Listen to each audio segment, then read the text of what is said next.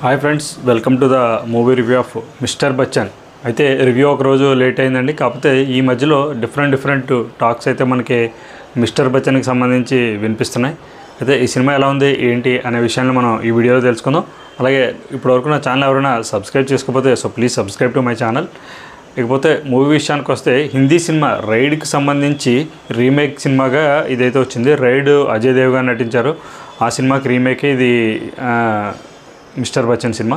So ఈ సినిమా వరకు వచ్చే first starting of the movie వచ్చేసరికి ఒక కామెడీ ఎలిమెంట్తోనే వీళ్ళు సినిమా అంటే కామెడీని జోడిస్తూ రవితేజ టైప్ ఆఫ్ కామెడీని జోడిస్తూ main theme of the movie ఏముంటుంది, హీరో క్యారెక్టరైజేషన్ ఏంటి, హీరో రోల్ ఏంటి, హీరో ఎవరు అనే విషయాన్ని మనకి స్టార్టింగ్ 10 minutes ఆఫ్ ద మూవీలోనే మనకి క్లియర్ కట్గా చూపించడం జరిగింది.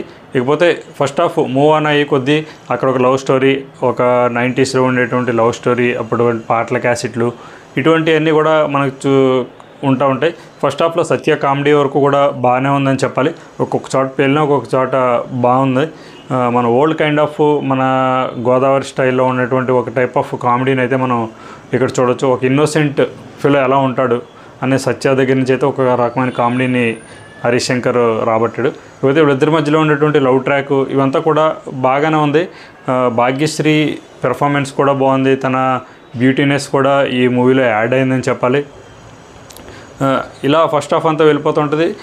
ఎక్కడ కూడా మెయిన్ ఇన్కమ్ ట్యాక్స్ ఇవన్నీ ఏదైతే వీళ్ళు చెప్పుకుంటూ వచ్చారో ట్రైలర్లో ఇది ఎక్కువగా కనిపించదు. ఫస్ట్ 10 minutesలో కనిపించిన తర్వాత మళ్ళీ ఇంటర్వెల్కి వచ్చేసరికి ఇన్కమ్ ట్యాక్స్కి సంబంధించి రైడ్ గురించి ఇదే జరుగుతూ ఉంటుంది.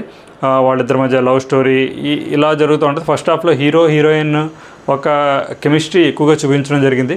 ఇక ఇంటర్వెల్ బ్యాంక్ వచ్చేసరికి పెద్దగా ఇంటర్వెల్ బ్యాంక్ అనడానికి ఏం లేదు. ఒక సూపర్ డూపర్ ఇంటర్వెల్ బ్యాంక్ అని సాదాసీదాగా నార్మల్గా మనం రెగ్యులర్గా చూసేటువంటి ఇంటర్వెల్లే.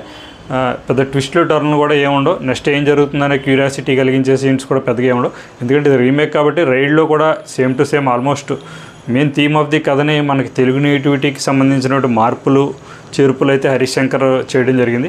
ఇక సెకండ్ హాఫ్ అంతా కూడా చాలా వరకు ఒకే ఇంట్లో ఒక రైడ్కి సంబంధించినటువంటి విషయం జరుగుతూ ఉంటుంది. ఎందుకంటే ఇది బేస్డ్ ఆన్ ట్రూ ఇన్సిడెంట్స్ అని చెప్పేసి మనకి హిందీ సినిమాలో వేయడం జరిగింది. నిజంగా ఇది ఎక్కడో జరిగిందంటండి.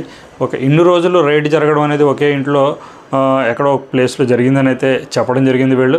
సో అదే రైడ్ని ఇందులో కూడా కంటిన్యూ చేసుకుంటూ వచ్చారు. కాకపోతే కొంచెం బోర్ ఫీల్ అవుతూ ఉంటాం. మనకి నెక్స్ట్ సీన్స్ ఏంటనేది కూడా మనకి తెలిసిపోతూ ఉంటాయి. పెద్దగా ఎక్సైట్మెంటు అబ్బా ఇన్కమ్ ట్యాక్స్ డిపార్ట్మెంట్ మనకి వాళ్ళు చెప్పే డైలాగ్స్కి అక్కడ ఉన్నటువంటి ఇన్వెస్టిగేషన్కి ఎందుకో సింక్ అవ్వలేదు అనిపిస్తూ ఉంటుంది. డైలాగ్స్ బాగున్నాయి, వినడానికి చాలా బాగా రాసాడని చెప్పాలి హరీష్ శంకర్. కాకపోతే అక్కడ వచ్చే సీన్స్ నార్మల్గానే ఒక ఇన్కమ్ ట్యాక్స్ రైడ్ అనేసరికి ఒక ఎక్కడ కూడా ఒక గూస్ బంప్స్ వచ్చే సీన్స్ మనకి ఎక్కడొక్కడ కనిపించవు. కాకపోతే జగపత్ బాబు వీళ్ళిద్దరికీ మధ్యన ఉన్నటువంటి సన్నివేశాలు ఇవన్నీ జస్ట్ కమాండ్ గో కింద ఉంటే తప్ప అంత అబ్బా ఏంది హెడ్రా అన్న సీన్లు అయితే ఉండవు. సో ఓవరాల్గా ఇలా వెళ్ళిపోతూ ఉంటుంది. క్లైమాక్స్ కూడా మామూలు మనం ఎక్స్పెక్ట్ చేసినట్టుగానే క్లైమాక్స్ పెద్ద ట్విస్ట్లు టర్న్ లేకుండా మామూలుగానే ఎండ్ అయిపోద్ది. ఇకపోతే యాక్టర్స్ పెర్ఫార్మెన్స్కి వచ్చేసరికి రవితేజ డైరెక్టర్ ఎగ్జాక్ట్గా ఏం చెప్పాడో అదే రవితేజ చేశాడు. కానీ కొత్తగా రవితేజ దగ్గర నుంచి మనం వింటేజ్ రవితేజని మనం ఇందులో ఎక్కువగా ఎక్స్పెక్ట్ చేయడానికైతే లేదు.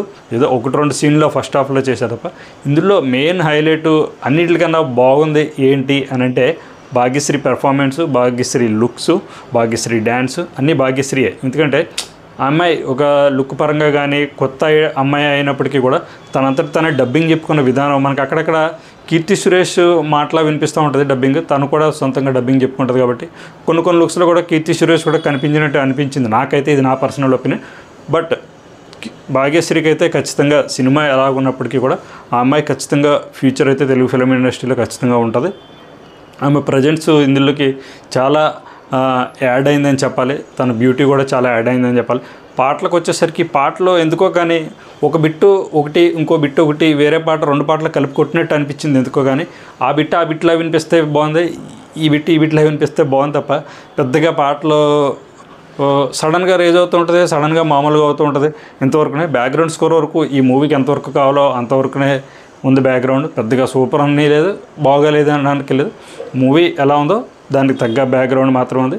కొన్ని క్యామియో రోల్స్ ఉన్నాయి ఇందులో, అవన్నీ కూడా మీరు చూస్తే తెలుస్తుంది.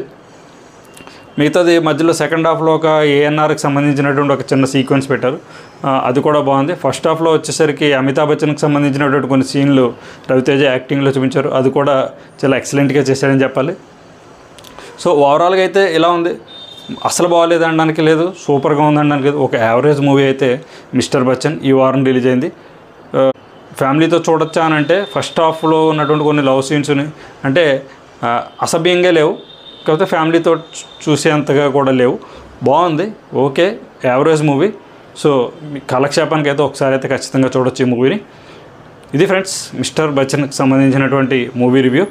సో నా రివ్యూ మీకు నచ్చినట్లయితే ఒక లైక్ చేయండి. ఇప్పటివరకు నా ఛానల్ ఎవరైనా సబ్స్క్రైబ్ చేసుకోకపోతే so please subscribe to my channel. Bye.